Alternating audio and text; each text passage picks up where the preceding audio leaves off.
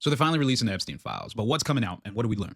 Well, back in January 2024, a judge unsealed about 4,500 documents from the case, a civil lawsuit case, Virginia Giuffre versus Ghislaine Maxwell. Those documents named 150 people: Clinton, Prince Andrew, Alan Dershowitz, even David Copperfield and Michael Jackson. They named everybody. But here's the thing: being named doesn't necessarily mean you are accused. And most of those names came from contact lists, flight logs, or passing mentions in depositions. Hey, where did you meet Epstein? Oh, it was at a party for Puff Daddy.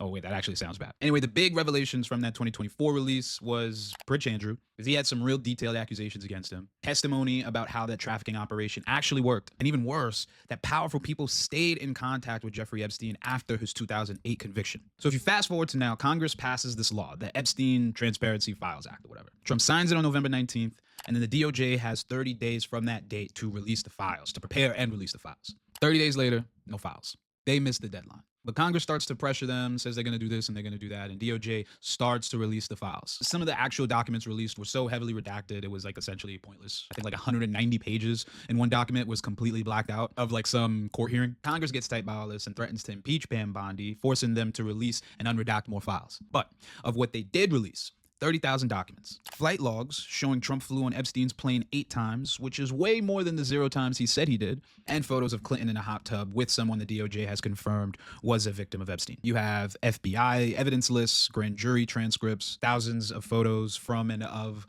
Epstein's properties. Then the House Oversight Committee released their own batch of files, about 50,000 pages from the Epstein estate themselves. And there you find emails about Epstein saying Trump is the one dog who hasn't barked, whatever that means. That birthday book that we all saw that went viral, that letter, that birthday letter as well. More emails showing more powerful people like Larry Summers, of course, Bill Gates, and others staying in contact with Epstein well into 2019. Pretty much details that reveals the extent of Epstein's network. He knew everybody. It was powerful, it was active, and let me repeat again, it was after his 2008 conviction. And we still will learn more. The DOJ says that they have several 100,000 more documents to be released, like financial records of who Epstein paid and how, maybe even the full list of the 10 co-conspirators mentioned in the earlier releases, of which only Ghislaine Maxwell was charged. Maybe internal DOJ memos explaining why some of those conspirators weren't charged. And about 70 pages of grand jury records a judge ruled has to stay sealed forever. I wonder why.